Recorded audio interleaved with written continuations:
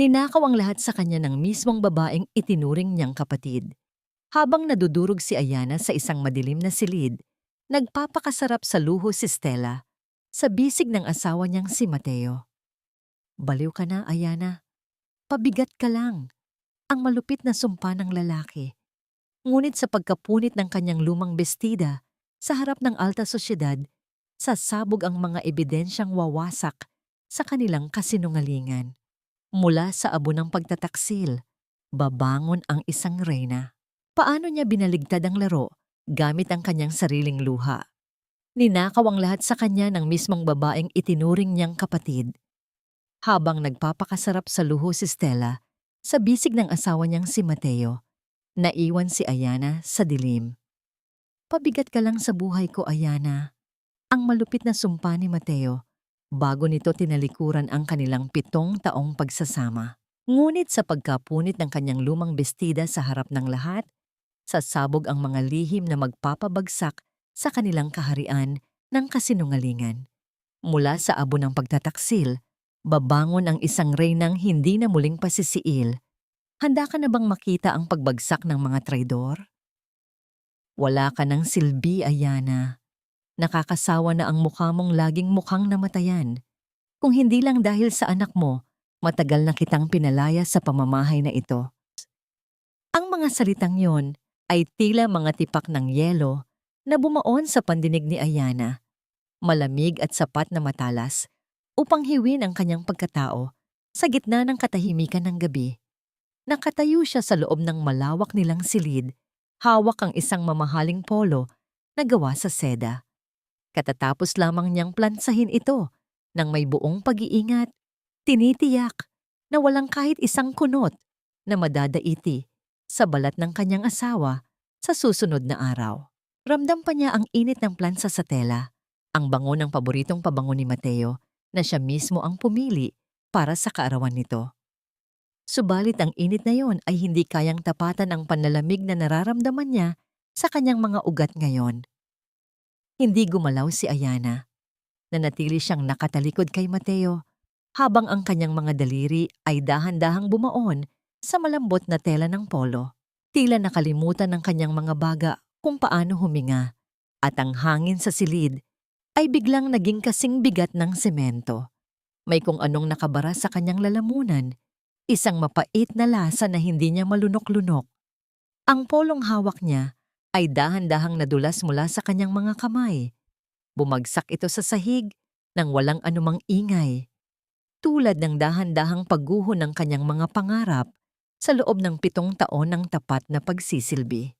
Narinig niya ang pagbukas at paglak ng pinto ng banyo, isang tunog na naghudyat ng pagtatapos ng kanilang usapan, kung maituturing mang usapan ang isang panig na pag-atake.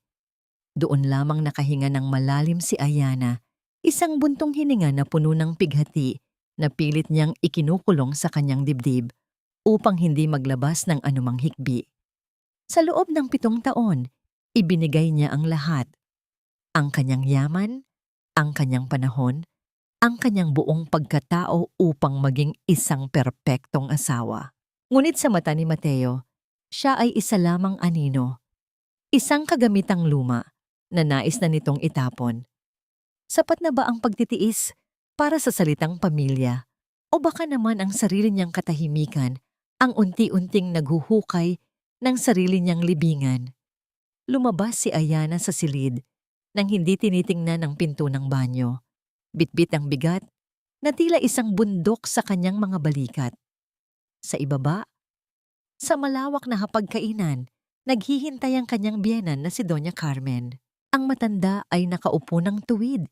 Suot ang kanyang mga alahas na tila ba palaging handa sa isang litrato kahit nasa loob lamang ng bahay. Nang makita siya nito, isang matalim na tingin ang ibinigay nito sa kanya mula ulo hanggang paa. Ayana, tignan mo nga yung hitsura mo. Mukha kang katulong kaysa sa asawa ng isang CEO. Kaya hindi mo masisi si Mateo kung bakit palaging wala sa bahay ang batang yon. Bilang asawa, tungkulin mong maging kaaya-aya, hindi yung mukha kang laging nagluluksa. Ang sermon ng matanda habang humihigop ng kape na kasing pait ng kanyang mga salita. Yumuko lamang si Ayana, itinatago ang pamumula ng kanyang mga mata. Opo, Mama. Pasensya na po. Ang tanging naisagot niya. Sa kulturang kinalakihan niya, ang hiya at respeto sa nakatatanda ay higit sa lahat, kahit pa ang bawat salita nito ay tila tinik na bumabaon sa kanyang puso. Alam ni Doña Carmen na ang pamilya ni Ayana ang nagligtas sa kumpanya nila mula sa pagkabangkarote noon. Ngunit sa loob ng bahay na ito, ang utang na loob ay tila isang salitang matagal nang kinalimutan at pinalitan ng pagmamataas. Habang tinutulungan ang mga katulong sa pag-aayos ng mga nilabhan sa laundry room, may isang bagay na kumuha sa atensyon ni Ayana mula sa bulsa ng Amerikana ni Mateo na isusuot nito sa susunod na linggo. Isang maliit na bagay na kumislap sa ilalim ng malamig na ilaw ng silid. Kinuha niya ito at tinitigan sa gitna ng kanyang palad. Isang kuyentay na gawa sa perlas. Simple, elegante, at halatang mamahalin. Alam ni Ayana na hindi sa kanya iyon. Hindi siya mahilig sa perlas at hindi siya nakasuot ng ganoong disenyo dahil mas gusto niya ang mga simpleng ginto na pamana pa ng kanyang ina. Sino ang nagmamay-ari nito? Bakit ito nasa bulsa ng asawa niya? Ang bawat tibok ng kanyang puso ay tila isang tambol na nagbababala ng isang napakalapit na unos. Ang kanyang mga kamay ay nagsimulang manginig at ang malamig na pakiramdam ng perlas sa kanyang balat ay tila nagsasabing may malaking bahagi ng kanyang buhay ang hindi niya alam. Isang imahe ang pumasok sa kanyang gunita, isang babaeng napakalapit sa kanya na mahilig sa perlas. Ngunit pilit niyang iwinaksi ang isiping iyon dahil ang pag-iisip ng masama sa taong itinuturing niyang kapatid ay tila isang kasalanan. Eksaktong sa sandaling iyon, naramdaman niya ang pag-uga ng kanyang cellphone sa loob ng kanyang bulsa. Isang mensahe mula sa isang hindi kilalang numero ang bumulaga sa kanya. Gusto mong malaman kung kanino ang perlas na yan? Pumunta ka sa Blue Horizon Hotel, room 402, sa ganap na 9:00 ng gabi. Huwag kang magsasama ng kahit sino kung ayaw mong pagsisihan ang buong buhay mo. Napatitig si Ayana sa screen ng kanyang telepono. Ang liwanag nito ay tila sumasalamin sa kawalan ng katiyakan sa kanyang hinaharap. Sa gitna ng madilim na laundry room, ang perlas sa kanyang palad ay tila naging kasing bigat ng isang malaking bato na handang dumurog sa kanya. Ang katahimikan sa paligid ay nabasag lamang ng tunog ng malaking orasan sa dingding. Bawat segundo ay tila isang hakbang patungo sa isang katotohanang baka hindi niya kayang harapin ng mag-isa. Susugal ba siya sa laso ng pagdududa upang mahanap ang katotohanan o hahayaan na lamang niyang lamunin siya ng dilim ng kawalan ng malay habang dahan-dahang pinapatay ng kanyang asawa ang kanyang kaluluwa? Ang bawat patak ng ulan sa labas ng Blue Horizon Hotel ay tila mga luhang hindi mailabas ni Ayana mula sa kanyang mga mata. Nakatayo siya sa isang madilim na sulok ng parking lot, pilit na itinatago ang kanyang sarili sa likod ng isang malaking poste habang ang lamig ng gabi ay dahan-dahang gumagapang sa kanyang mga buto. Ang kanyang mga kamay ay mahigpit na nakakapit sa strap ng kanyang bag at ang maliit na perlas sa loob ng kanyang bulsa ay tila nagbabaga. Nagpapaalala sa kanya ng bawat segundo ng pagdududa na nagdala sa kanya rito. Ang bawat sasakyang dumadaan ay nagbibigay ng panandaliang liwanag sa kanyang mukha. Ngunit ang tanging hinahanap niya ay ang pamilyar na itim na sasakyan na pagmamay-ari ng kanyang asawa. Hindi nagtagal, isang marangyang sasakyan ang dahan-dahang huminto sa tapat ng entrance ng hotel. Ang pag-ilaw ng brake nito sa gitna ng kadiliman ay tila isang babala na nais ng takbuhan ni Ayana, ngunit ang kanyang mga paa ay tila nakabaon na sa semento. Bumukas ang pinto ng driver's seat at lumabas si Mateo. Sa ilalim ng malamig na liwanag ng mga poste, nakita ni Ayana ang isang bersyon ng kanyang asawa na matagal na niyang hindi nakikita. Isang lalaking nakangiti, banayad ang mga kilos at puno ng pag-aalaga habang mabilis na iniikutan ang sasakyan upang pagbuksan ang pinto ng pasahero.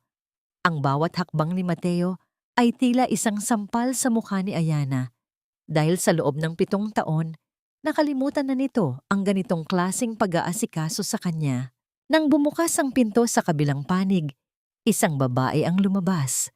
Ang kanyang bawat kilos ay puno ng pino at bango. Suot ang isang mamahaling damit na tila yakap na yakap ang kanyang hubog. Nang humarap ito sa ilalim ng liwanag ng neon sign ng hotel, ang mundo ni Ayana ay tila huminto sa pag-ikot. Ang babaeng iyon ay hindi isang estranghero. Siya si Stella, ang batang muling kinupkop ng pamilya ni Ayana mula noong 10 taong gulang pa lamang ito.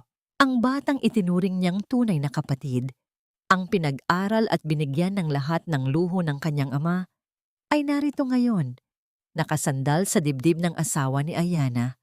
Ang pinakamasakit sa lahat ay ang pagkislap ng isang perlas sa kaliwang tenga ni Stella. Ang kapares ng perlas na hawak ni Ayana sa loob ng kanyang bulsa. Ang bawat alaala ng kanilang pagsasama ni Stella ay tila isang laso na dumadaloy sa isipan ni Ayana. Ang mga tawa, ang mga sikretong ipinagkatiwala niya, at ang bawat pasasalamat ni Stella sa lahat ng tulong ng kanyang pamilya ay tila naging isang malaking kasinungalingan. Nakita ni Ayana kung paano haplusin ni Mateo ang buhok ni Stella bago sila dahan-dahang pumasok sa loob ng hotel, magkahawak kamay at tila walang pakialam sa mundong kanilang sinisira. Ang sakit na nararamdaman ni Ayana ay hindi na lamang basta hapdi.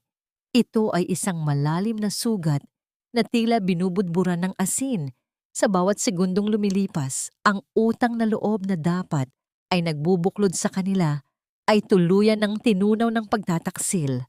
Nang makabalik si Ayana sa kanilang bahay, ang bawat sulok ng mansyon na dati ay simbolo ng kanyang pangarap ay tila naging isang malamig na bilangguan.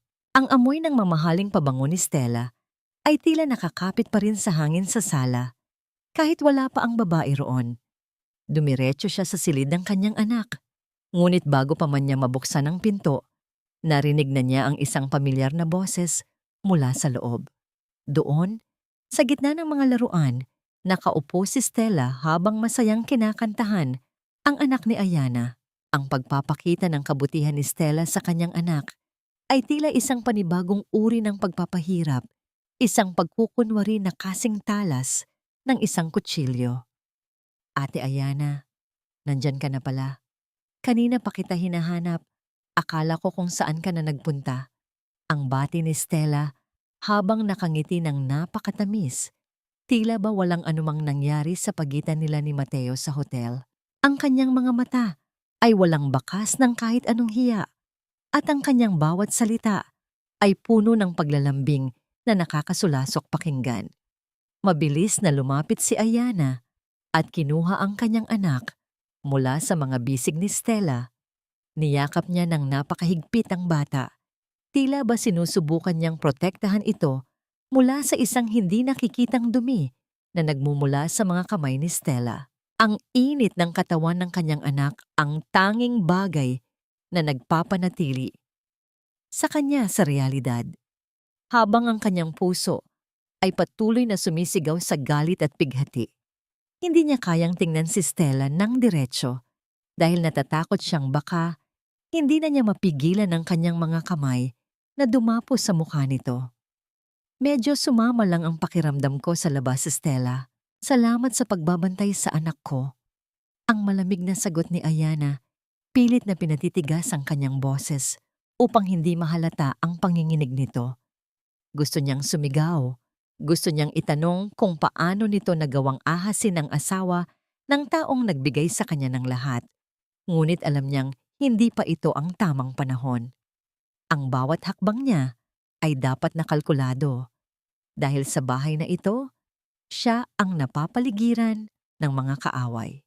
Eksaktong pumasok si Mateo sa silid, bitbit ang kanyang Amerikana at ang isang nangiting tila walang bahid ng kasalanan. O magkakasama pala kayo rito. Ayana, bakit parang namumutla ka? Sinasabi ko na nga ba, kailangan mo na talagang magpatingin sa doktor mo. Masyado ka nang nagiging praning sa mga bagay-bagay. Ang sabi ni Mateo habang lumalapit kay Stella upang tapikin ang balikat nito sa harap mismo ni Ayana. Ang paraan ng pagtingin ni Mateo kay Stella ay puno ng paghanga. Isang tingin na matagal nang ipinagkait sa kanya. Tumayo si Stella upang magpaalam, ngunit bago siya tuluyang lumabas ng silid, dumaan siya sa tabi ni Ayana. Sa isang iglap na hindi nakikita ni Mateo, inilapit ni Stella ang kanyang labi sa tenga ni Ayana. Ang kanyang boses ay tila isang bulong mula sa impyerno, puno ng pambubuska at walang takot. Ang sarap pala ng asawa mo, ate. Ngayon alam ko na kung bakit ayaw mo siyang pakawalan, pero mukhang ako na ang mas kailangan niya ngayon. Napatitig si Ayana sa kawalan habang ang tunog ng mga yabag ni Stella ay dahan-dahang lumalayo sa hanlang. Ang bawat salita ay tila isang lason na unti-unting pumapatay sa huling hibla ng kanyang pasensya. Ang kanyang asawa ay nakatayo lamang sa tabi niya, nagrereklamo tungkol sa trabaho, habang ang katotohanan ay dahan-dahang sumasabog sa loob ng dibdib ni Ayana. Hanggang kailan niya kayang dalhin ang ganitong bigat bago siya tuluyang mawasak o bago niya mapagpasyahang sunugin ang lahat ng nagtaksil sa kanya. Baliw ka na talaga, Ayana. Nakakatakot na ang mga iniisip mo. Hindi ko nakilala ang babaeng nasa harap ko ngayon. Ang sigaw ni Mateo ay tila isang malakas na kulog na yumanig sa buong silid. Bumasag sa huling pag-asa ni Ayana na baka mayroon pang natitirang katiting na konsensya ang kanyang asawa. Nakatayo si Ayana sa gitna ng kanilang kwarto, nanginginig ang buong katawan habang pilit na inilalabas ang mga salitang kanina pa bumabara sa kanyang dibdib. Ang kanyang mga mata ay nanlilisik sa sakit at galit habang ang kanyang asawa ay nakatayo sa harap niya. Suot ang isang mukha ng pagkasuklam na tila siya ang gumawa ng isang karumal-dumal na kasalanan. Nakita ko kayo, Mateo. Sa Blue Horizon Hotel, magkayakap kayo ni Stella. Huwag mo akong gawing tanga. Ang pilit na sigaw ni Ayana, kahit ang kanyang boses ay tila napapapaos na sa tindi ng emosyon. Ang bawat salita ay tila isang bala na ibinabalik niya sa lalaking 7 taon niyang minahal. Ngunit ang bawat bala ay tila tumatama lamang sa isang pader ng bakal. Sa isang iglap, mabilis na lumapit si Mateo at hinawakan ng mahigpit ang kanyang magkabilang balikat. Ang diin ng mga daliri nito ay tila gustong durugin ang kanyang mga buto. Tumigil ka na sa mga kakahinala mo. Si Stella ay parang kapatid mo na. Paano mo nagagawang dumiwan ang isip mo ng ganyan? Pagod ako sa trabaho, Ayana. At ang huling kailangan ko ay ahisay ang isang asawang nawawala na sa katinuan dahil sa selos. Kasabay nito ay ang pagpasok ni Stella sa silid na may hawak na panyo at tila ba kanina pa umiiyak.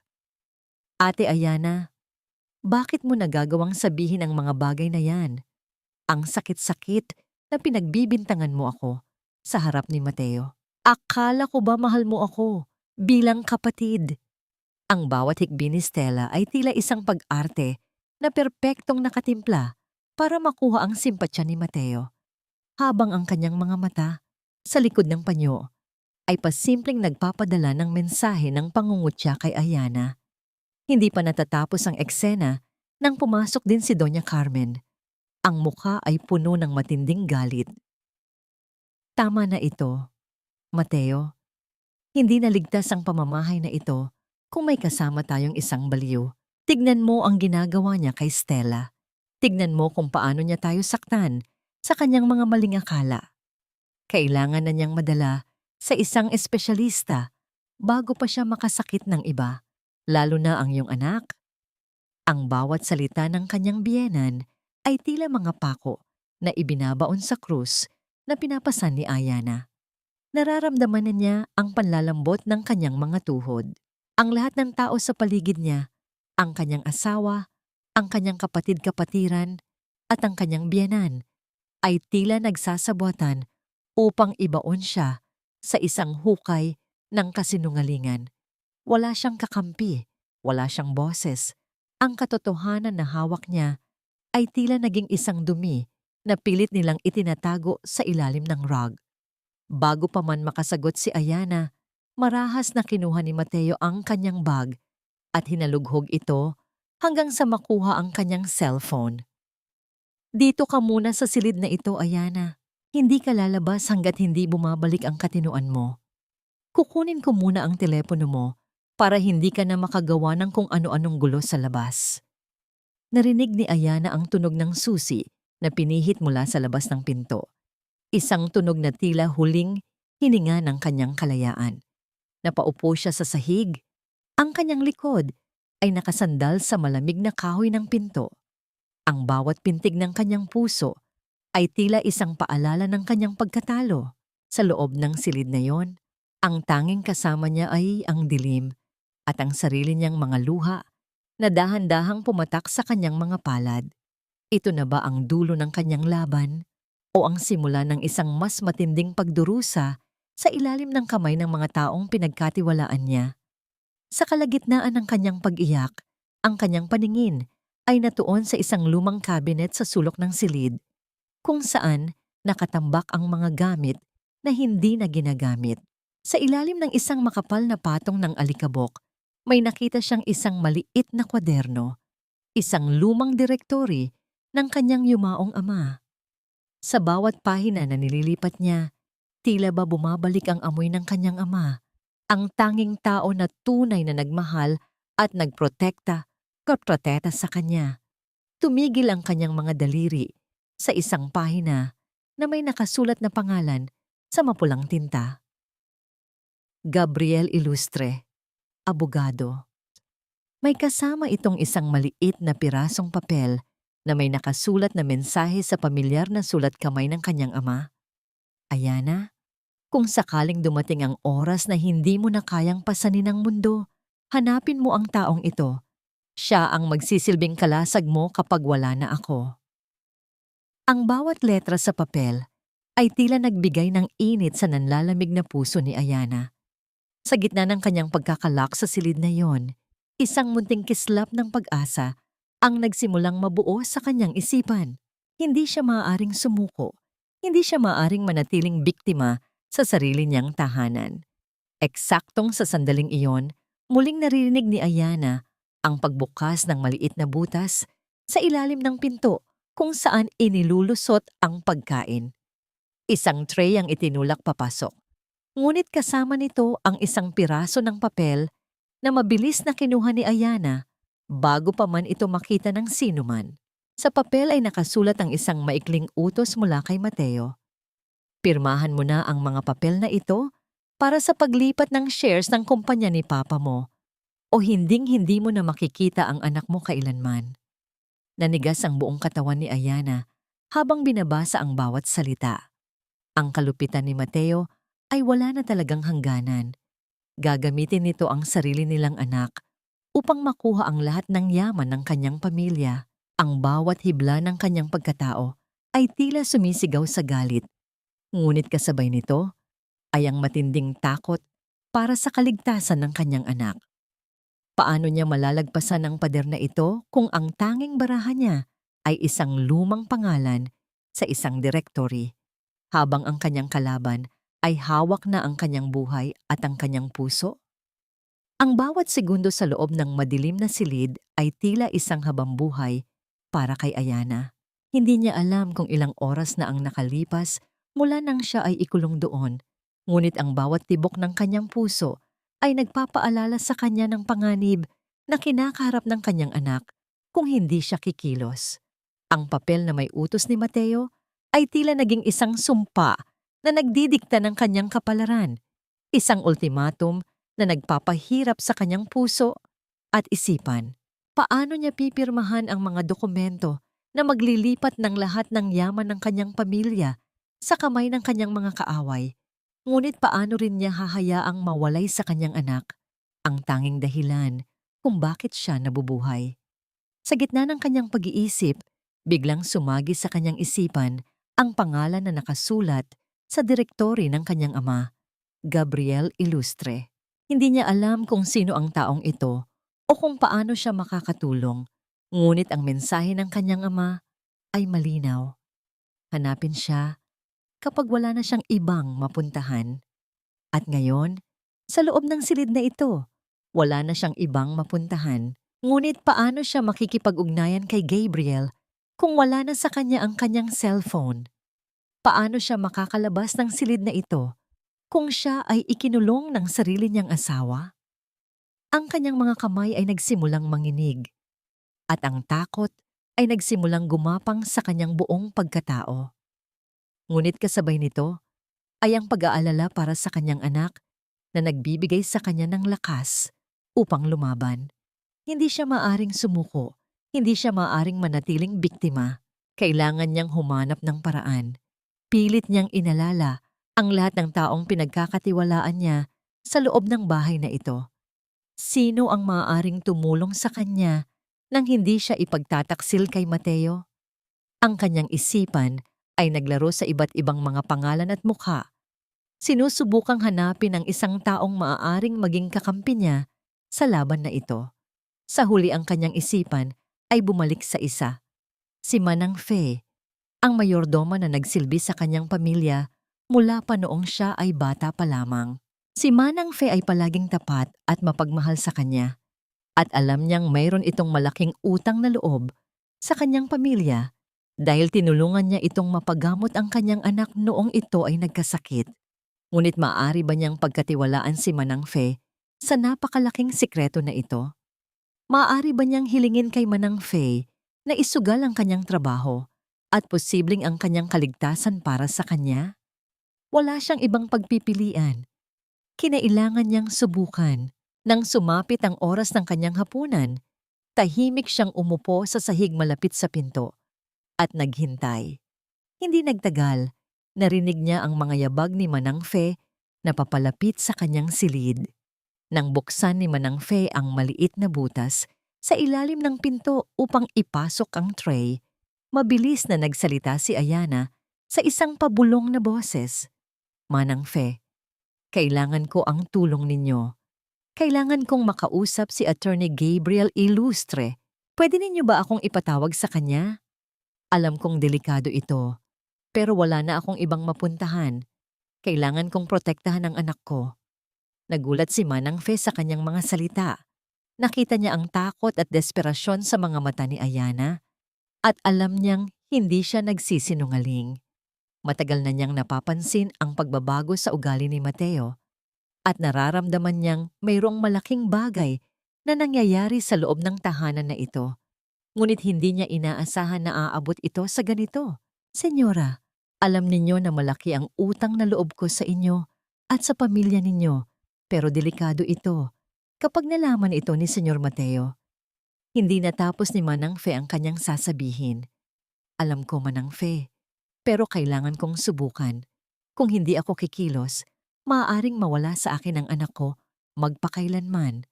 Please, Manang Fe, tulungan ninyo ako. Ang pakiusap ni Ayana, ang kanyang boses, ay puno ng pighati. Tumitig si Manang Fe sa kanyang mga mata. Sinusukat ang kanyang determinasyon. Alam niyang hindi niya maaaring talikuran si Ayana sa oras na ito ng pangangailangan. Si Ayana ay palaging naging mabuti sa kanya. At ngayon, siya ang nangangailangan ng kanyang tulong. Sige, senyora, tutulungan ko kayo. Gagawa ako ng paraan para matawagan si Attorney Ilustre, pero mag-ingat kayo. Hindi natin alam kung ano ang maaaring gawin ni Senyor Mateo. Nakahinga ng maluwag si Ayana. Sa wakas, mayroon na siyang kakampi. Isang munting pag-asa ang muling nagsimulang magliwanag sa kanyang puso na nagbibigay sa kanya ng lakas upang harapin ang hinaharap. Pagkatapos umalis ni Manang Fe, tahimik na kumain si Ayana ng kanyang hapunan. Pilit na iniisip kung ano ang gagawin niya sa susunod. Alam niyang kailangan niyang maghanda sa anumang maaaring mangyari. Kailangan niyang maging matatag at matapang dahil ang kaligtasan ng kanyang anak ay nakasalalay sa kanyang mga kamay. Sa huli, ang silid na dating bilangguan ay naging isang sanctuary, isang lugar kung saan siya makapagpapahinga at makapag-iisip ng malalim. Ang dilim ay tila nagiging kanyang kaibigan, tinatakpan ng kanyang mga lihim at nagbibigay sa kanya ng lakas upang lumaban. Hindi siya maaring sumuko, hindi siya maaring matakot. Kailangan niyang bumangon at labanan ang mga taong gustong sumira sa kanyang buhay. Ilang oras pa ang lumipas bago muling bumalik si Manang Fe. Tahimik nitong binuksan ang pinto at lumapit kay Ayana. Sa kanyang kamay ay hawak niya ang kanyang cellphone. "Senyora, narito na. Mayroon lamang kayong ilang minuto. Nagbabantay si Senyor Mateo sa labas, kaya kailangan nating magmadali." Mabilis na kinuha ni Ayana ang cellphone at tinawagan ang numero ni Gabriel Ilustre. Ang kanyang mga kamay ay nanginginig at ang kanyang puso ay halos tumalon na palabas ng kanyang dibdib. Ang bawat segundo ay mahalaga. Matagal bago sinagot ni Gabriel ang tawag. Sa bawat ring, ang pag-asa ni Ayana ay halos nawawala na. Ngunit sa wakas, narinig niya ang pamilyar na boses sa kabilang linya. "Ayana, matagal na kitang hinihintay na tumawag." Sa sandaling iyon, ang lahat ng takot at pagdududa ni Ayana ay tila nawala. Sa wakas, hindi na siya nag-iisa. Sa wakas, mayroon ng handang tumulong sa kanya. Ang tinig ni Gabriel ay tila isang liwanag sa gitna ng kanyang dilim, isang pag-asa na hindi pa siya tuluyang nawawala. "Ayana, matagal na kitang hinihintay na tumawag." Ang boses ni Gabriel sa kabilang linya ay tila isang balsamo na humaplos sa sugatang puso ni Ayana. Sa wakas, hindi na siya nag-iisa. Mayroon ng handang tumulong sa kanya, isang taong pinagkatiwalaan ng kanyang yumaong ama. Ngunit sa kabila ng kanyang ginhawa, ang takot ay nanatili pa rin. Alam niyang bawat segundo na ginugugol niya sa telepono ay naglalagay sa panganib hindi lamang sa kanyang sarili, kundi pati na rin kay Manang Fe, ang tanging taong tumulong sa kanya. "Attorney Ilustre, maraming salamat sa pagsagot ng tawag ko. Hindi ko alam kung sino kayo o kung paano kayo makakatulong, pero desperado na ako. Ikinulong ako ni Mateo sa sarili kong bahay. Kinukuha niya ang lahat sa akin. At ngayon, pati ang anak ko ay ginagamit niya laban sa akin." Ang mabilis na paliwanag ni Ayana, pilit na pinipigilan ang kanyang pag-iyak. Sa kabilang linya, tahimik lamang si Gabriel, tila pinakikinggan ng mabuti ang bawat salita ni Ayana. Ang kanyang katahimikan ay hindi nakatulong sa pagpapakalma sa kanyang nerbiyos. Ngunit alam ni Ayana na kailangan niyang magtiwala. Kailangan niyang magtiwala sa taong ito kahit pa hindi niya ito lubos na kilala. "Ayana, alam ko ang lahat. Alam ko ang mga ginagawa ni Mateo at Stella. Alam ko ang plano nilang kunin ang lahat sa iyo at ipasok ka sa mental institution. Huwag kang mag-alala. Hindi ko sila hahayaang magtagumpay." Ang sagot ni Gabriel sa isang kalmadong boses na nagpagaan sa bigat na nararamdaman ni Ayana. "Paano ninyo nalaman ang lahat ng ito?" Ang tanong ni Ayana, puno ng pagtataka. "Bago pumanaw ang iyong ama, nagbilin siya sa akin. May hinala na siya sa mga ginagawa ni Mateo. Kaya hiniling niya sa akin na bantayan ka at tulungan ka kapag kinailangan mo. Matagal na kitang binabantayan, Ayana. At ngayon, dumating na ang panahon para kumilos." Ang paliwanag ni Gabriel. Ang bawat salita ni Gabriel ay tila nagbibigay ng lakas kay Ayana. Hindi na siya nag-iisa. Mayroon ng handang lumaban para sa kanya, isang taong hindi niya inaasahang makatagpo. "Ano ang gagawin ko, Attorney Ilustre? Paano ako makakalabas dito? Paano ko mapoprotektahan ang anak ko?" Ang sunod-sunod na tanong ni Ayana, puno ng desperasyon. "Kailangan mong magtiwala sa akin, Ayana. Sundin mo ang lahat ng sasabihin ko. Ang unang hakbang ay ang kumbinsihin si Mateo na baliw ka na talaga. Kailangan mong ipakita sa kanila na wala ka ng laban, na sumuko ka na sa lahat. Sa ganitong paraan lamang natin sila malilinlang." Ang sagot ni Gabriel. Ang mga salita ni Gabriel ay tila isang malaking pasanin kay Ayana. Hindi niya gustong magpanggap na baliw. Hindi niya gustong magpakita ng kahinaan. Ngunit alam niyang tama si Gabriel. Kailangan niyang magpanggap upang malinlang niya ang kanyang mga kaaway. Pero paano ko gagawin yon? Paano ko sila makukumbinsi na baliw na ako? Ang tanong ni Ayana. Magpanggap kang sumasang-ayon sa lahat ng gusto nila. Pirmahan mo ang mga papeles na ipinapapirmahan nila sa'yo. Huwag kang magreklamo o magtanong. Ipakita mo sa kanila na wala ka ng pakialam sa kahit ano. Ang sagot ni Gabriel. Pero paano ang mga yaman ng aking pamilya? Paano ko hahayaang kunin nila ang lahat ng pinaghirapan ng aking ama? Ang tanong ni Ayana, puno ng pag-aalala. Huwag kang mag-alala, Ayana. Mayroon akong paraan para pigilan silang magtagumpay. Basta magtiwala ka lamang sa akin. Kailangan mong gawin ang iyong papel. Kailangan mong magpanggap na baliw upang maligtas natin ang iyong anak at mabawi ang lahat ng kinuha nila sa iyo. Ang sagot ni Gabriel. Nakahinga ng malalim si Ayana. Alam niyang tama si Gabriel. Kailangan niyang magtiwala sa kanya. Kailangan niyang gawin ang kanyang papel. Sige, Attorney Ilustre, gagawin ko ang lahat ng sinabi ninyo. Magpapanggap akong baliw. Magpapanggap akong sumuko. Basta siguraduhin ninyo lamang na mapoprotektahan ninyo ang anak ko. Ang sagot ni Ayana, puno ng determinasyon. Magtiwala ka sa akin, Ayana. Hindi ko hahayaang mapahamak ang iyong anak. Gagawin ko ang lahat para protektahan siya. Ang sagot ni Gabriel. Sa sandaling iyon, narinig ni Ayana ang mga yabag ni Mateo na papalapit sa silid. Kailangan na niyang ibaba ang telepono. Salamat, Attorney Ilustre. Tatawagan ko na lang kayo muli kapag may pagkakataon ako. Ang mabilis na sabi ni Ayana. Mag-ingat ka, Ayana. Magtiwala ka sa akin at huwag kang mawalan ng pag-asa. Ang huling sabi ni Gabriel bago ibaba ni Ayana ang telepono. Mabilis na ibinalik ni Ayana ang cellphone kay Manang Fe at nagpasalamat sa kanya. Pagkatapos, bumalik siya sa kanyang higaan at nagpanggap na natutulog. Hindi nagtagal. Bumukas ang pinto at pumasok si Mateo. Tinitigan siya nito nang may pagdududa sa kanyang mga mata. Sigurado ka bang maayos ka na? Sigurado ka bang hindi ka na magiging pabigat sa akin? Ang tanong ni Mateo. Pilit nang ngumiti si Ayana at tumango.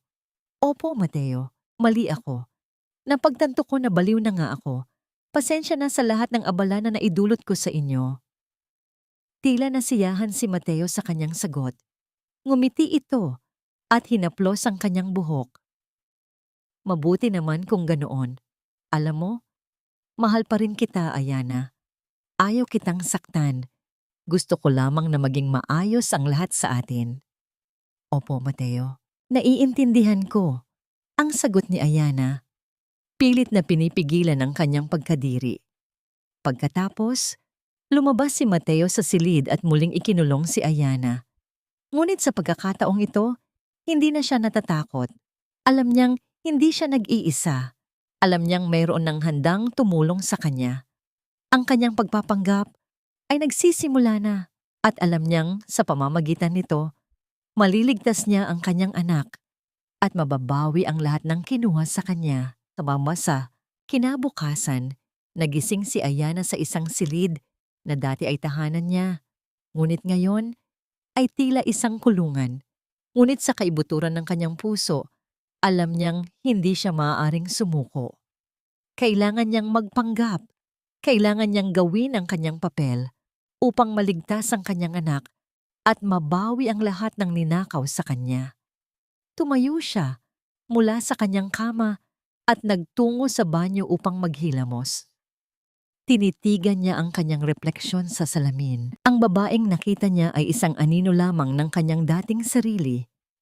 Ang kanyang mga mata ay mapupungay, ang kanyang buhok ay magulo, at ang kanyang balat ay maputla. Ngunit sa kabila ng lahat ng iyon, nakita niya rin ang isang kislap ng determinasyon sa kanyang mga mata. Hindi siya maaring magpatalo. Hindi siya maaring magpaapi. Kailangan niyang lumaban. Nang lumabas siya sa kanyang silid, Nakita niya si Stella na naghihintay sa kanya sa labas. Ang babae ay nakasuot ng isa sa mga damit ni Ayana, isang mamahaling damit na binili niya para sa kanilang anibersaryo. Ang paningin ni Stella ay nagpakulo ng dugo ni Ayana, ngunit pinigilan niya ang kanyang sarili. Kailangan niyang magpanggap. "Oh, gising ka na pala," ang sabi ni Stella na may mapanuksong ng ngiti sa kanyang mga labi. "Hinintay kita para sabay tayong mag-almusal. Alam mo, gusto kong ipakita sa iyo ang mga bagong alahas na ibinigay sa akin ni Mateo. Sa tingin ko ay babagay ito sa iyo." Pilit na ngumiti si Ayana at tumango. "Sige Stella, magbibihis lang ako," ang sagot niya. Pagkatapos, bumalik siya sa kanyang silid at nagbihis ng isang lumang damit. Hindi niya gustong bigyan ng kasiyahan si Stella sa pamamagitan ng pagpapakita sa kanya ng anumang bakas ng kanyang dating yaman. Nang makarating siya sa dining room, nakita niya si Mateo at Stella na nagtatawanan at nag-uusap. Tila ba wala silang pakialam sa mundo na walang nangyayari. Ang paningin nila ay nagpagalit kay Ayana, ngunit pinigilan niya ang kanyang sarili. Kailangan niyang magpanggap. "Magandang umaga," ang bati ni Ayana sa isang mahinang boses. "Oh, narito ka na pala," ang sabi ni Mateo. "Umupo ka, Ayana. Mayroon kaming espesyal na inihanda para sa'yo." Umupo si Ayana sa mesa at tinitigan ang mga pagkaing nakahain. Walang kahit isa man lamang nakatakam-takam. Ngunit pinilit niya ang kanyang sarili na kumain. Kahit pa ang bawat subo ay tila lason sa kanyang lalamunan. "Kumusta ang iyong tulog?" ang tanong ni Stella. "Nagkaroon ka ba ng masamang panaginip?" "Hindi na ako nananaginip," ang sagot ni Ayana. "Wala na akong nararamdaman." Nagkatinginan sina Mateo at Stella at ngumiti. Alam ni Ayana na naniniwala na sila sa kanya. Naniniwala sila na baliw na siya. Pagkatapos ng almusal, sinabi ni Mateo kay Ayana na kailangan nilang pumunta sa kanyang abogado upang pirmahan ang mga papeles para sa paglilipat ng kanyang mga shares sa kanyang pangalan. Tumango lamang si Ayana at sumama sa kanila. Habang nasa kotse, hindi nagsalita si Ayana. Tinitigan niya ang tanawin sa labas ng bintana. Pilit na kinakalma ang kanyang sarili. Alam niyang kailangan niyang maging matatag. Kailangan niyang maging matapang. Nang makarating sila sa opisina ng abogado, umupo si Ayana sa harap ng mesa at tinitigan ang mga papeles na inilatag sa kanyang harapan. Ang mga papeles ay naglalaman ng lahat ng bagay na pinaghirapan ng kanyang ama. Lahat ng bagay na mahalaga sa kanya. Ngunit alam niyang kailangan niyang isakripisyo ang mga ito upang maligtas ang kanyang anak. Kinuha niya ang panulat at nagsimulang pumirma sa mga papeles. Ang kanyang mga kamay ay nanginginig at ang kanyang mga mata ay puno ng luha. Ngunit pinilit niya ang kanyang sarili na magpatuloy. Kailangan niyang gawin ito para sa kanyang anak. Nang matapos siyang pumirma sa mga papeles, ibinigay niya ang mga ito sa abogado. Ngumiti ang abogado at sinabi, "Mahusay, ngayon, tapos na ang lahat. Maaari na kayong umalis." Tumayo si Ayana at lumabas sa opisina kasama sina Mateo at Stella. Hindi siya nagsalita. Hindi siya tumingin sa kanila. Alam niyang hindi pa tapos ang lahat. Alam niyang ito ay simula pa lamang. Habang naglalakad sila patungo sa kotse, nakita ni Ayana si Manang Fe na naghihintay sa kanya sa labas. Tumango si Manang Fe at pasimpleng nagbigay ng senyas kay Ayana. Alam ni Ayana na nakipag-ugnayan na si Manang Fe kay Gabriel. Sumakay sila sa kotse at umalis. Habang naglalakbay sila, sinabi ni Mateo kay Ayana na kailangan na siyang dalhin sa isang mental institution upang magamot. Tumango lamang si Ayana at hindi nagsalita. Alam niyang malapit na ang kanyang pagkakataon. Sa loob ng kotse, ang bawat segundo ay tila isang habambuhay. Nakaupo si Ayana sa likod kasama si Stella habang si Mateo ang nagmamaneho. Ang katahimikan ay bumabalot sa kanilang tatlo, ngunit sa loob ng puso ni Ayana, Isang bagyo ng mga emosyon ang nagngangalit. Hindi niya alam kung ano ang naghihintay sa kanya sa mental institution. Hindi niya alam kung paano siya pakikitunguhan doon. Ngunit alam niya na kailangan niyang maging matatag. Kailangan niyang magtiwala kay Gabriel at kailangan niyang maniwala na mayroon pa ring pag-asa. Habang naglalakbay sila, napansin ni Ayana na lumilihis sila sa kanilang karaniwang ruta. Saan tayo pupunta? Ang tanong ni Ayana sa isang mahinang boses. Mayroon lamang kaming isang maliit na sorpresa para sa'yo. Ang sagot ni Mateo na may mapanuksong ng ngiti. Hindi sumagot si Ayana. Alam niyang hindi siya maaaring magtiwala sa kahit ano na sasabihin ni Mateo. Alam niyang mayroon itong binabalak. Hindi nagtagal. Nakarating sila sa isang liblib na lugar sa labas ng lungsod. Ang lugar ay napapalibutan ng mga puno at halaman. At ang tanging gusali roon ay isang maliit na bahay na gawa sa kahoy. Ano ito? Ang tanong ni Ayana. Ito ang iyong bagong tahanan. Ang sagot ni Mateo. Dito ka titira hanggang sa gumaling ka. Hindi makapaniwala si Ayana. Hindi niya inaasahan na dadalhin siya ni Mateo sa isang lugar na tulad nito. Inaasahan niya na dadalhin siya nito sa isang magandang mental institution, ngunit ang lugar na ito ay tila isang kulungan. Hindi ako pupunta riyan, ang sabi ni Ayana. Wala kang pagpipilian, ang sagot ni Mateo. Pagkatapos, lumabas si Mateo sa kotse at binuksan ang pinto ni Ayana. Hinawakan niya ang kanyang braso at marahas na hinila siya palabas. Sinubukan ni Ayana na magprotesta, ngunit hindi siya pinakinggan ni Mateo. Halika na, ang sabi ni Mateo. Ayaw kong magtagal dito. Marahas na hinila siya ni Mateo papunta sa bahay. Sinubukan ni Ayana na pumiglas, ngunit masyado siyang mahina. Si Mateo ay mas malakas. Nang makarating sila sa bahay, binuksan ni Mateo ang pinto at itinulak si Ayana papasok. Nadapa si Ayana at bumagsak sa sahig. Tumayo si Mateo sa kanyang harapan at tinitigan siya ng malamig. Dito ka natitira, ang sabi niya. Huwag kang subukang tumakas. Kung susubukan mong tumakas, sisiguraduhin kong hindi mo na makikita ang iyong anak. Pagkatapos, isinara ni Mateo ang pinto at iniwan si Ayana na nag-iisa sa loob ng bahay. Tinitigan ni Ayana ang paligid. Ang bahay ay maliit at madumi. Ang mga dingding ay nababalutan ng mga lumang wallpaper at ang mga kasangkapan ay sira-sira. Ang tanging liwanag ay nagmumula sa isang maliit na bintana sa dingding. Hindi makapaniwala si Ayana. Paano siya dinala ni Mateo sa isang lugar na tulad nito? Paano niya nagawang tratuhin siya ng ganito? Nagsimulang umiyak si Ayana. Umiyak siya hanggang sa maubos ang kanyang mga luha.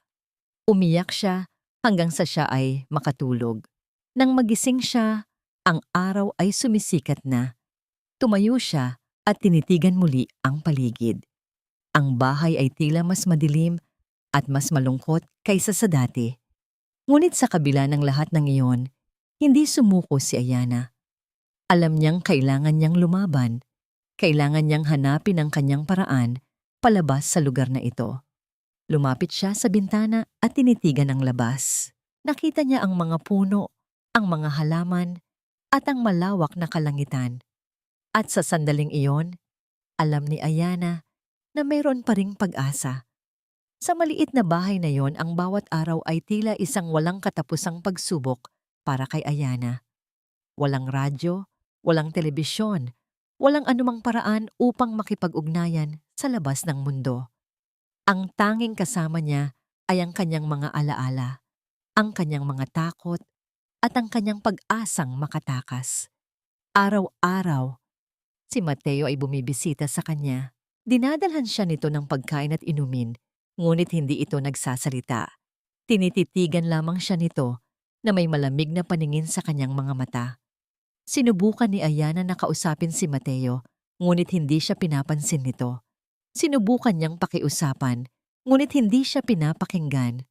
Alam ni Ayana na wala na siyang magagawa upang baguhin ang isip ni Mateo.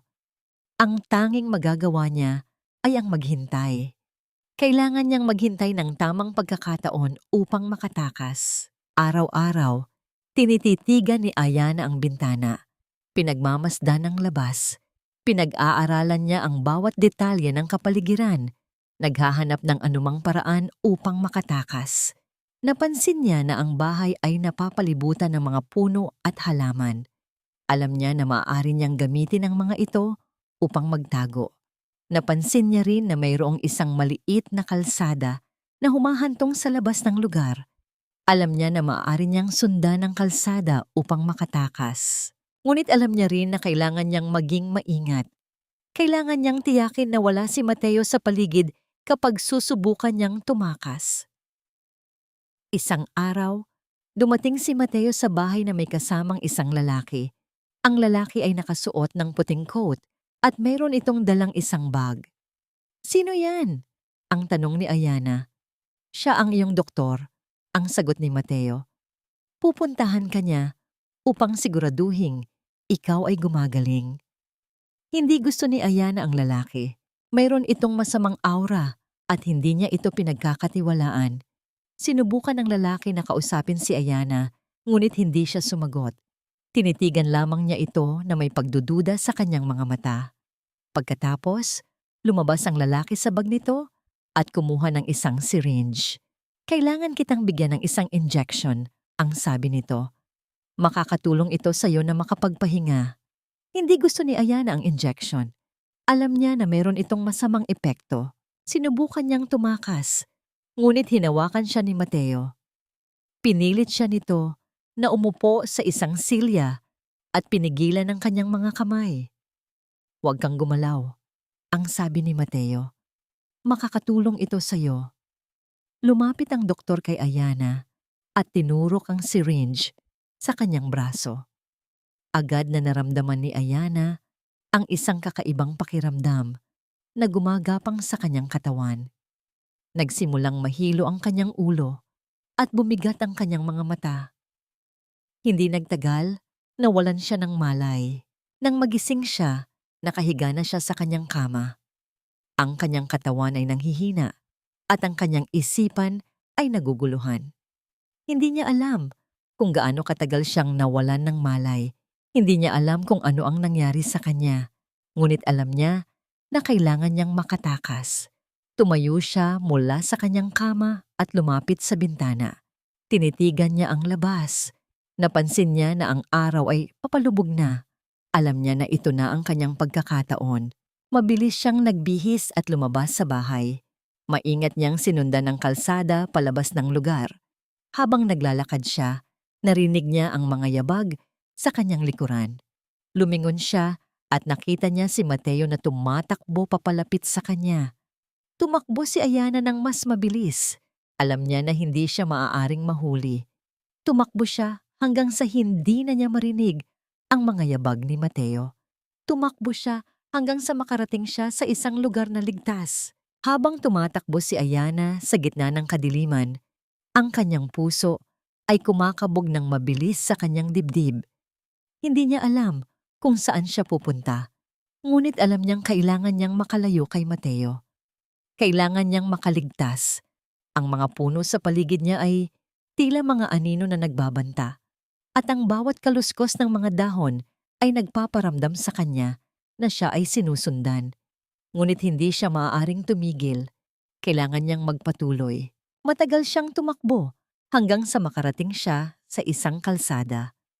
Nakita niya ang isang dumadaang sasakyan at kumaway siya upang humingi ng tulong. Ang sasakyan ay huminto at lumabas ang driver. "Ano ang nangyari?" ang tanong nito. "Kailangan ko ng tulong," ang sagot ni Ayana. "Tumakas ako sa isang lalaki. Sinusubukan niya akong saktan." Tinulungan siya ng driver na sumakay sa kanyang sasakyan at dinala siya nito sa pinakamalapit na istasyon ng pulisya. Sa istasyon ng pulisya, sinabi ni Ayana ang lahat ng nangyari sa kanya. Sinabi niya sa kanila ang tungkol kay Mateo, tungkol kay Stella, at tungkol sa plano nilang kunin ang lahat sa kanya. Nakikinig ang mga pulis sa kanyang kwento na may pagtataka sa kanilang mga mata. Hindi sila makapaniwala na mayroong isang taong maaaring gumawa ng isang bagay na tulad nito. Pagkatapos pakinggan ang kanyang kwento, sinabi ng mga pulis na tutulungan siya nila.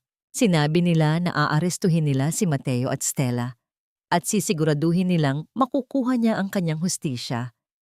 Nakahinga ng maluwag si Ayana. Sa wakas, ligtas na siya. Sa wakas, meron ng handang tumulong sa kanya. Ngunit sa kabila ng kanyang ginhawa, hindi pa rin siya maaaring lubos na magsaya. Alam niya na hindi pa tapos ang lahat. Alam niya na kailangan pa rin niyang mabawi ang kanyang anak. Sinabi ni Ayana sa mga pulis ang tungkol sa kanyang anak at sinabi nila na tutulungan nila siyang mabawi ito. Sinabi nila na aarestuhin nila si Mateo at Stella at pagkatapos, sisiguraduhin nilang makakauwi ang kanyang anak sa kanyang piling. Ang mga pulis ay nagpunta sa bahay ni Mateo upang arestuhin siya at si Stella. Natagpuan nila sila na magkasama. Nagpaplano pa rin upang kunin ang lahat kay Ayana. Inaresto ng mga pulis sina Mateo at Stella at dinala sila sa istasyon ng pulisya. Doon, kinasuhan sila ng mga krimen ng kidnapping, pananakit at panloloko. Pagkatapos arestuhin sina Mateo at Stella, tinulungan ng mga pulis si Ayana na mabawi ang kanyang anak. Nang makita muli ni Ayana ang kanyang anak, hindi niya mapigilan ang kanyang luha. Niyakap niya ito ng mahigpit at hindi niya gustong pakawalan pa ito. "Mahal na mahal kita," ang sabi ni Ayana sa kanyang anak. "Hinding-hindi na kita iiwan pa." Pagkatapos mabawi ang kanyang anak, dinala siya ni Ayana sa bahay ni Gabriel. Sinabi sa kanya ni Gabriel na ligtas na sila doon at hindi na sila sasaktan pa ni Mateo. Si Ayana at ang kanyang anak ay nanirahan sa bahay ni Gabriel sa loob ng ilang linggo. Sa panahong iyon, si Ayana ay nakapagpahinga at nakapagpagaling. Nakapag-isip-isip siya tungkol sa lahat ng nangyari sa kanya at nakapagplano siya para sa kanyang hinaharap. Sa tulong ni Gabriel, nakapagbukas si Ayana ng isang bagong kabanata sa kanyang buhay. Nakapagtrabaho siya, nakapag-aral, at nakapagbigay siya ng magandang buhay para sa kanyang anak. Sa wakas, nakalaya na si Ayana. Nakamit niya ang kanyang hustisya, nabawi niya ang kanyang anak, at nakapagbukas siya ng isang bagong kabanata sa kanyang buhay. Alam niya na hindi niya malilimutan ang mga nangyari sa kanya. Alam niya na ang mga pangyayaring iyon ay magpakailanman na magmamarka sa kanyang buhay. Ngunit alam niya rin na lumakas siya dahil sa mga pangyayaring iyon.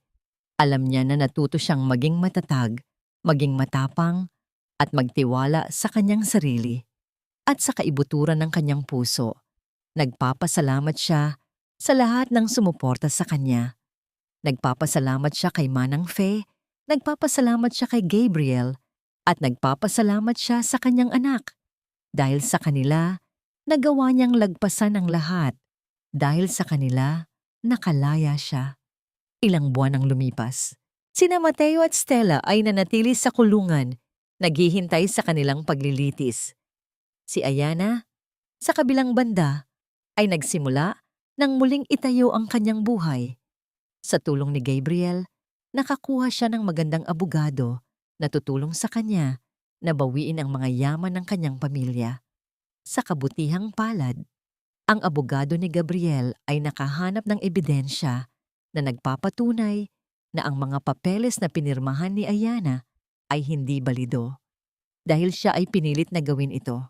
Dahil dito, nakuhang muli ni Ayana ang lahat ng kanyang yaman. Nagpasya siyang gamitin ang kanyang yaman upang tulungan ang ibang mga kababaihan na biktima ng karahasan sa tahanan. Nagbukas siya ng isang shelter para sa mga kababaihan at bata na nakaranas ng karahasan.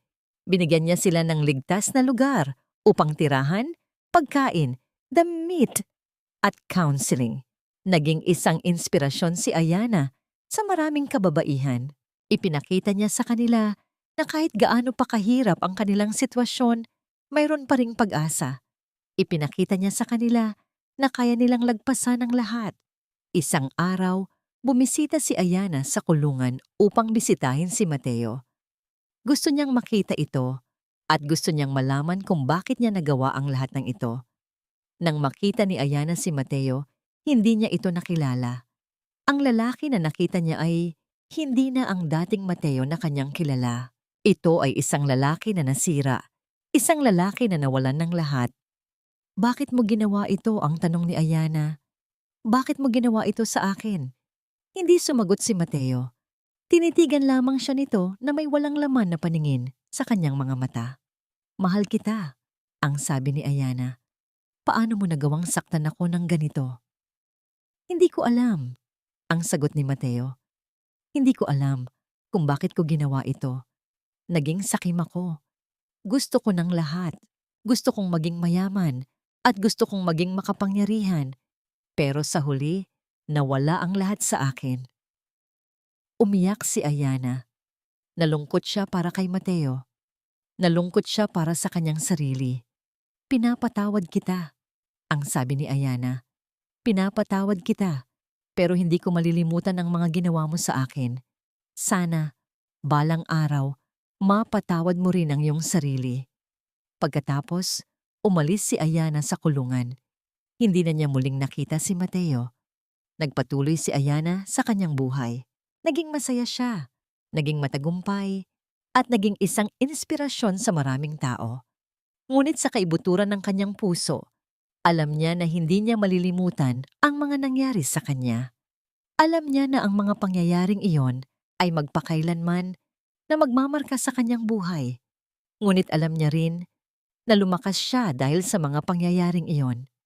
Alam niya na natuto siyang maging matatag, maging matapang, at magtiwala sa kanyang sarili. At sa kaibuturan ng kanyang puso, nagpapasalamat siya sa lahat ng sumuporta sa kanya. Nagpapasalamat siya kay Manang Fe, nagpapasalamat siya kay Gabriel, at nagpapasalamat siya sa kanyang anak. Dahil sa kanila, nagawa niyang lagpasan ang lahat.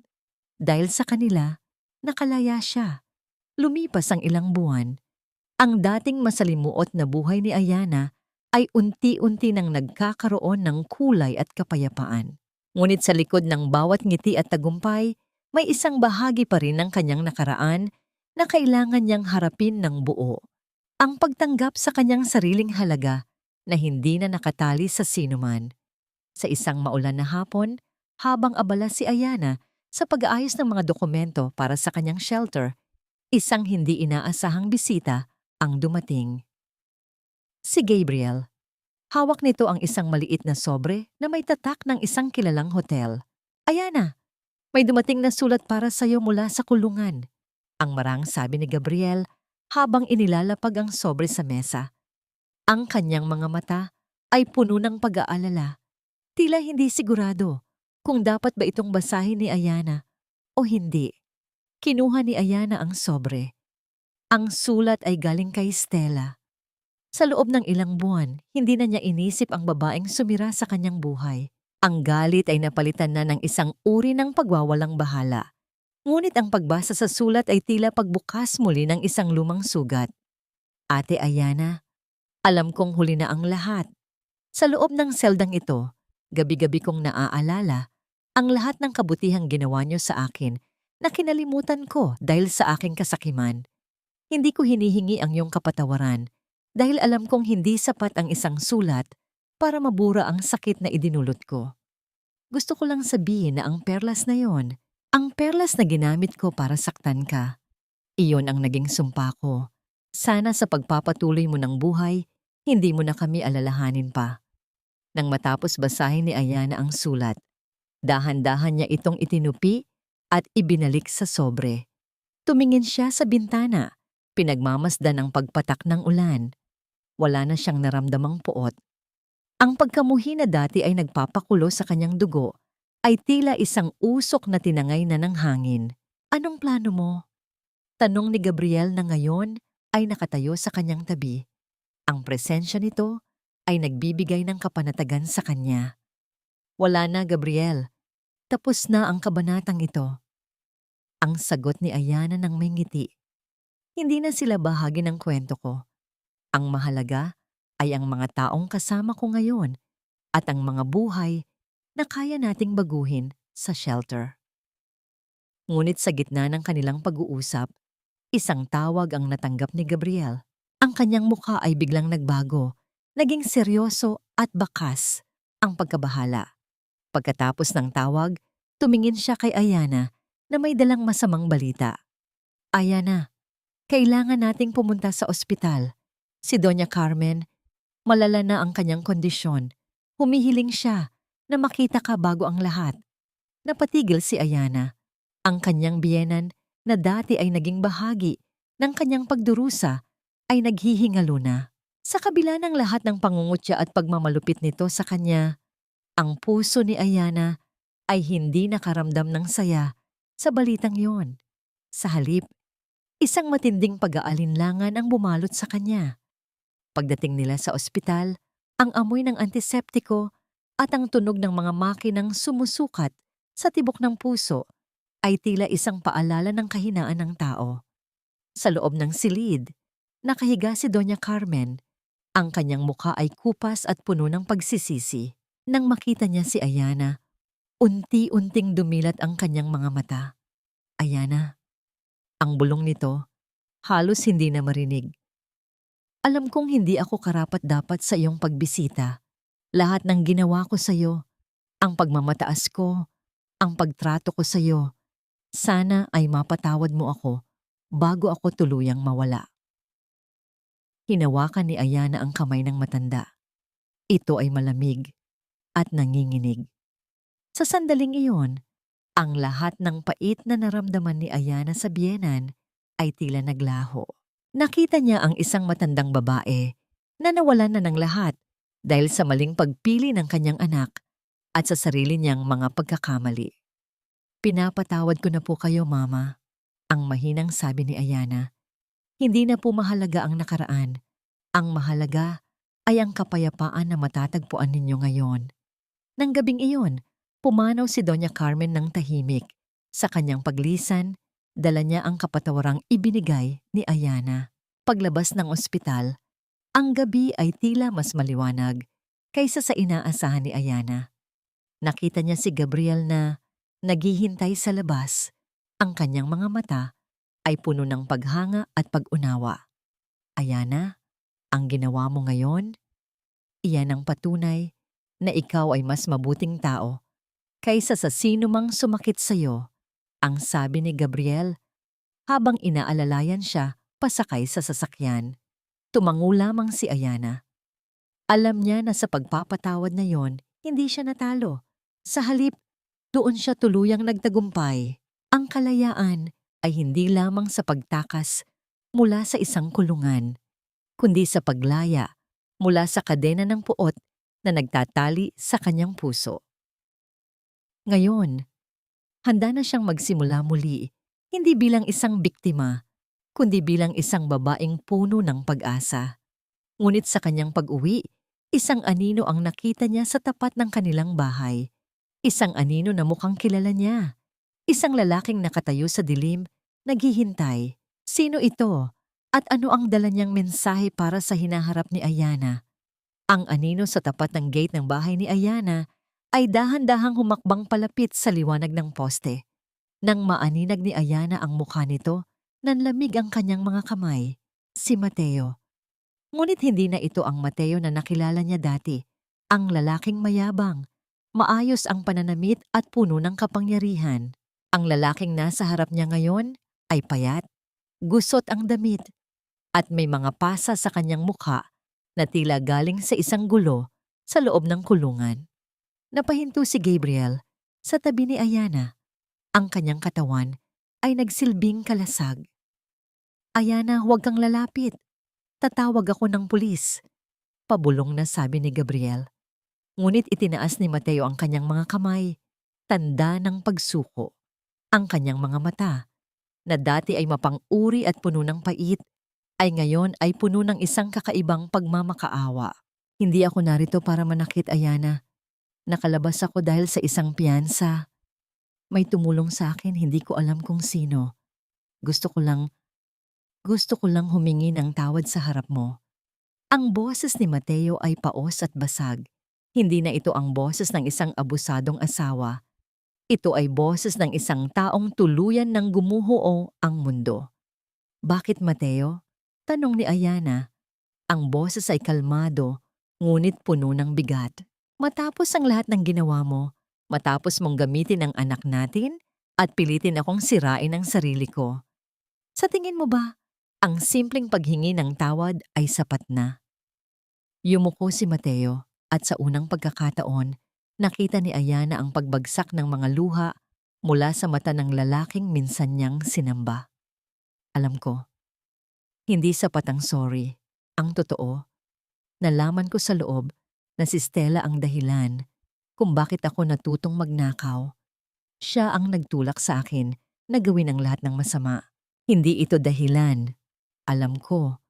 Pero noong wala na siya sa tabi ko, doon ko lang naisip ang lahat nang nawala sa akin dahil sa sarili kong kahangalan. Tumalikod si Ayana. Ayaw na niyang makita ang paghihirap ni Mateo dahil natatakot siyang baka muli siyang lamunin ng awa. Ang pagpapatawad ko ay hindi nangangahulugan na bibigyan pa kita ng pagkakataon, Mateo. Ang pagpapatawad ko ay para sa aking sariling kapayapaan, hindi para sa iyo. Alam ko, sagot ni Mateo sa gitna ng kanyang paghagulgol. Gusto ko lang malaman mo na. Aalis na ako. Pupunta ako sa probinsya. Magtatrabaho ako para mabayaran ang lahat ng ninakaw ko, kahit gaano katagal. Hindi na kita guguluhin pa. Nanatiling tahimik si Ayana. Hindi niya alam kung totoo ang sinasabi nito, ngunit wala na siyang pakialam. Ang kabanata ng kanyang buhay na nakatali kay Mateo ay tapos na. Hindi na niya kailangan ng pag-amin nito para mabuhay ng maayos. Pagkatapos ng ilang sandali, tuluyan nang naglakad palayo si Mateo sa dilim ng kalsada. Ang kanyang anino ay unti-unting naglaho, tulad ng isang masamang panaginip na nagigising na ang natutulog. Humarap si Ayana kay Gabriel. Ang lalaking ito ang nanatili sa tabi niya sa lahat ng yugto ng kanyang pagdurusa at pagbangon. Gabriel, sa tingin mo ba, tama ang ginawa ko? Hinawakan ni Gabriel ang kanyang mga kamay. Ayana, ang ginawa mo ay hindi lang pagpapatawad, iyan ay pagpapakawala. Pinalaya mo ang iyong sarili mula sa huling tanikala ng iyong nakaraan. Wala na silang kapangyarihan sa iyo. Sa loob ng bahay, muling narinig ni Ayana ang tawanan ng kanyang anak mula sa silid nito. Ang tunog na yon, ang pinakamagandang musika na narinig niya sa buong buhay niya. Pumasok sila sa loob at naupo sa sala. Ang bahay na dati ay punong-puno ng tensyon ay ngayon ay punong-puno ng liwanag. Ngunit habang nag-aayos ng gamit si Ayana, para sa susunod na araw, may napansin siya sa loob ng isang cabinet. Isang maliit na sobre na galing kay Manang Fe. Ito ay isang liham na naglalaman ng impormasyon tungkol sa isang property na pagmamay-ari ng kanyang ama sa probinsya na hindi na isama sa mga ninakaw ni Mateo.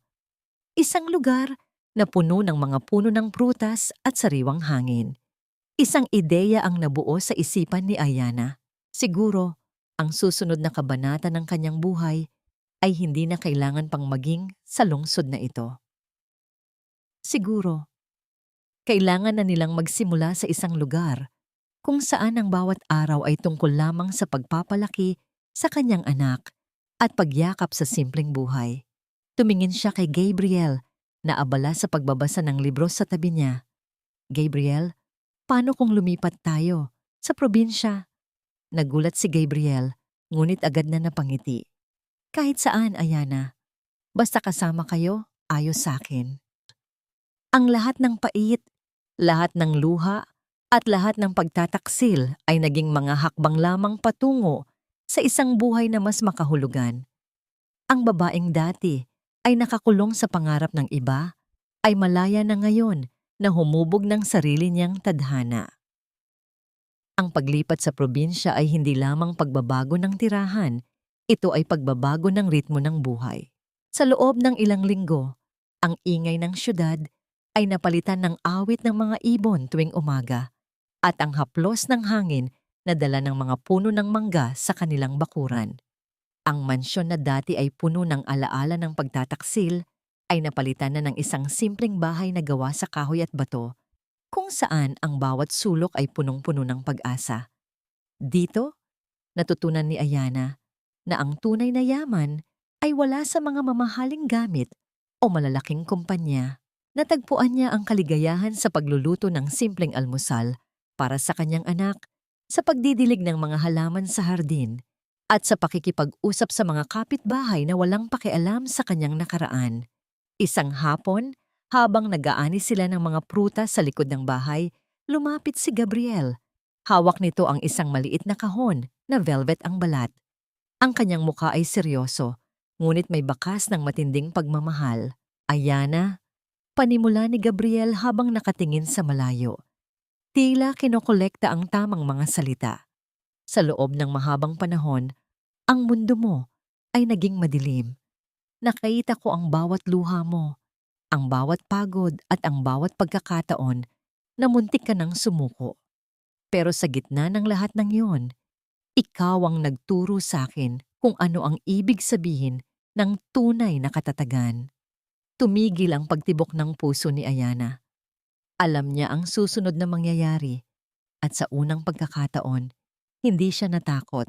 Ang pag-ibig na nararamdaman niya para kay Gabriel ay hindi katulad ng sa kanya kay Mateo. Hindi ito nakatali sa utang na loob o sa ganda ng kanyang pangalan. Ito ay pag-ibig na nakabase sa paggalang, sa pagkakaibigan at sa pagtanggap sa lahat ng kanyang mga sugat. Lumuhod si Gabriel sa harap niya, sa gitna ng damuhan na basang-basa ng hamog.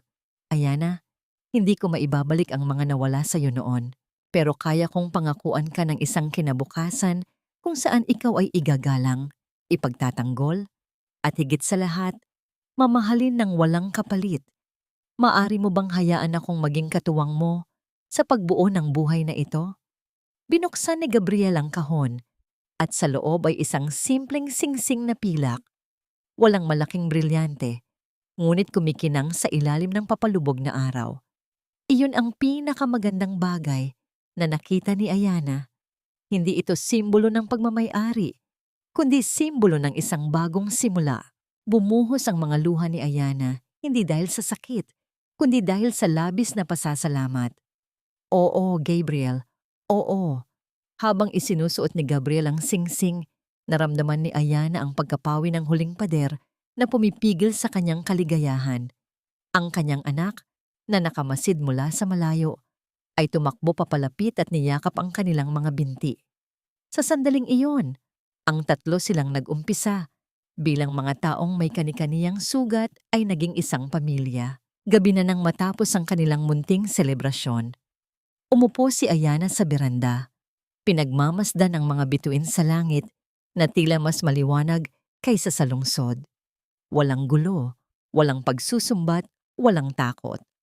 Tanging ang tinig ng kuliglig sa paligid at ang malamig na simoy ng gabi ang naririnig. Sa loob ng kanyang isipan, pumasok ang alaala ni Stella sa kulungan at ni Mateo sa probinsya. Hindi na sila galit, hindi na sila paghihiganti. Naisip niya na ang bawat isa sa kanila ay may kanya-kanya ring landas na dapat lakbayin patungo sa pagbabayad o paghilom. Ngunit para kay Ayana, ang landas niya ay narito na, sa tabi ng taong nakakita sa kanya noong siya ay durog na durog at pinili pa ring manatili. Naramdaman niya ang kamay ni Gabriel na humawak sa kanyang balikat.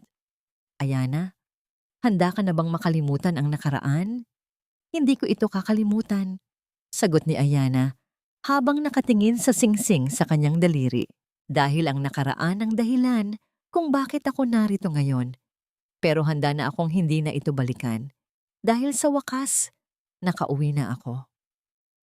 Ang mga bituin ay tila kumukurap, saksi sa isang babaeng hindi lamang bumangon mula sa pagkakasubsob, kundi natutong lumipad muli nang walang nakakapit na tanikala sa kanyang mga pakpak. Sa gitna ng katahimikan sa probinsya, ang buhay ni Ayana ay tila isang magandang tula na unti-unting isinusulat. Ngunit bago tuluyang isara ang huling pahina ng kanyang nakaraan, may isang huling tagpo na kailangang harapin. Ang kanyang anak, si Sofia, ay malapit na ang kaarawan. Ito ang unang pagkakataon na ipagdiriwang nila ito nang wala ang anino ng nakaraan. Habang abala sila sa paghahanda sa hardin, may isang hindi inaasahang balita na dumating kay Gabriel. Ang dating mga kumpanya ni Ayana na pinatakbo ni Mateo at Stella sa ilalim ng maling pamamahala ay tuluyan ng idineklara ng korte na bangkarote. Ang mga ari-arian na naisangla at ninakaw ay hindi na mababawi. Ayana, kailangan mong malaman ang maingat na simula ni Gabriel habang hawak ang mga legal na dokumento. Wala na ang dating imperyo ng iyong pamilya. Lahat ng naiwan ay ang lupang ito at ang kaunting ipon na itinabi mo bago ang lahat. Tiningnan ni Ayana ang mga dokumento. Dati, ang balitang ito ay magpapatumba sa kanya. Ngunit ngayon, ang tanging naramdaman niya ay ang paggaan ng kanyang loob. Ang mga kumpanya at yaman na yon ay naging kulungan niya ng mahabang panahon. Iyon ang dahilan kung bakit siya naging pabigat at baliw sa mata ng mga taong sakim. Hayaan mo na silang mawala. Gabriel, ang sagot ni Ayana habang nakangiti. Ang yaman na yon ay kailanman hindi naging akin. Ang tunay kong yaman ay nasa harap ko ngayon. Tiningnan niya ang kanyang anak na masayang nagtatakbo sa damuhan, hinahabol ang mga alitaptap. Sa bawat pagtawa ni Sofia, nararamdaman ni Ayana ang paghilom ng kanyang mga sugat. Hindi na niya kailangang patunayan sa kahit kanino kung sino siya. Hindi na niya kailangang makipagkompetensya sa sino man.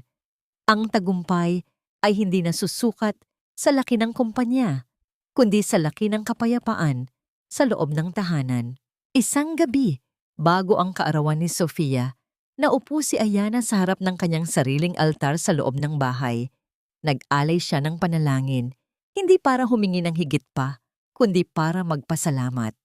Ang lahat ng hirap, lahat ng pagtataksil, lahat ng luha, ang bawat isa ay may layunin. Kung hindi dahil sa sakit na idinulot ni Mateo at Stella, hindi niya matatagpuan ang tunay na lakas ng kanyang loob.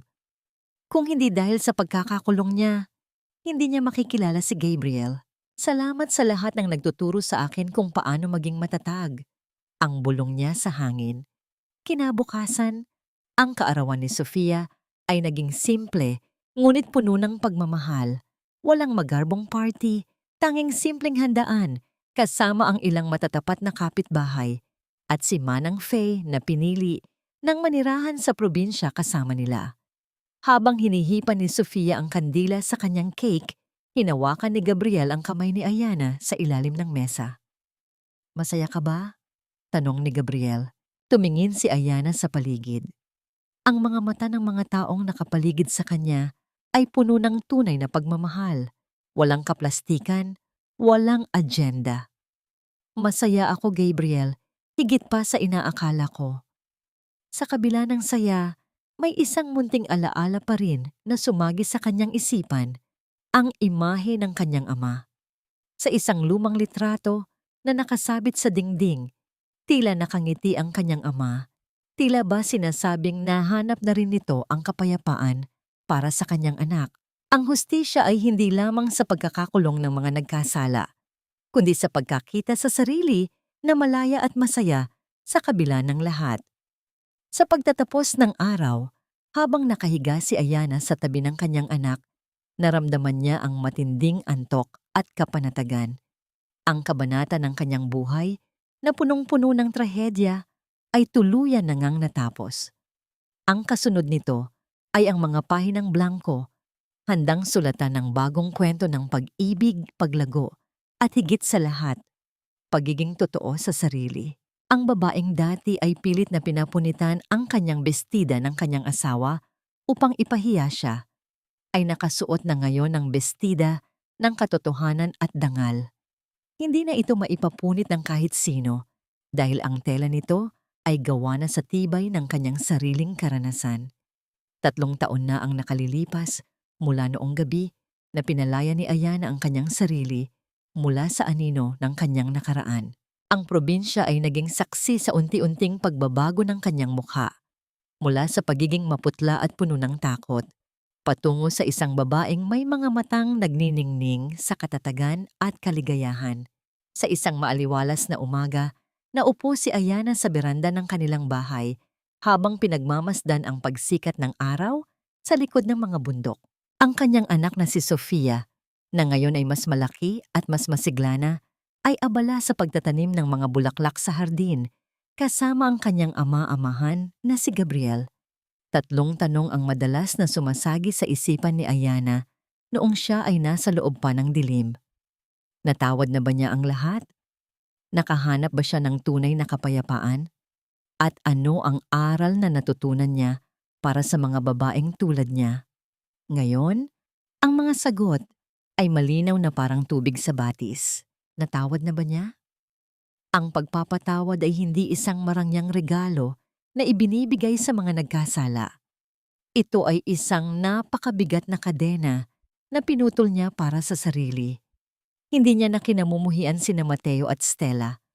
Ang pagkapuot ay isang apoy na ang tanging natutunaw ay ang puso ng nagtatanim nito. Sa pagpapatawad, pinalaya niya ang kanyang sarili mula sa pagiging biktima. At sa paggawa nito, naging mas malaya siya kaysa sa kanila na nakakulong pa rin sa rehas ng kanilang sariling kasamaan. Nakahanap ba siya ng kapayapaan? Ang kapayapaan ay hindi ang kawalan ng unos, kundi ang kakayahang manatiling tahimik sa gitna nito. Ang kanyang tahanan, kahit simple, ay punong-puno ng pagmamahal. Si Gabriel ay hindi naging tagapagligtas na nag-aabang ng kapalit, kundi isang katuwang na nagpakita sa kanya na ang pag-ibig ay hindi dapat masakit.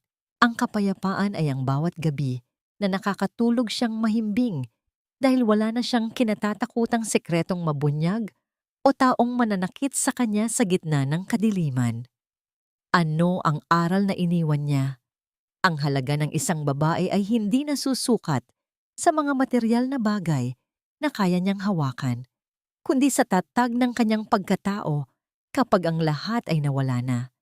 Ipinakita niya na kahit ang isang bestidang pinunit upang ipahiya ay maaaring maging tela ng isang bagong pagkatao. Ang bawat pagtataksil na dinanas niya ay naging pundasyon ng kanyang pagbangon.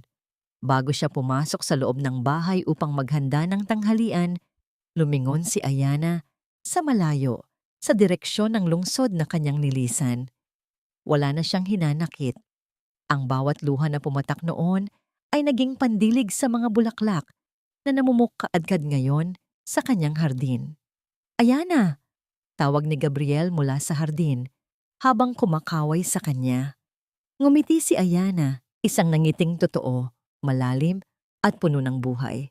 Inayos niya ang singsing sa kanyang daliri, isang simpleng pilak na simbolo ng isang pangakong hindi na kailanman mabibigo. Pumasok siya sa loob ng bahay at sa bawat yabag ng kanyang paa, nararamdaman niya ang lupang kanyang tinatapakan. Hindi na siya isang anino ng nakaraan. Siya na ang may akda ng kanyang sariling kinabukasan. Ang kwento ng kanyang pagdurusa ay nagwakas na, ngunit ang kwento ng kanyang tunay na buhay ay nagsisimula pa lamang.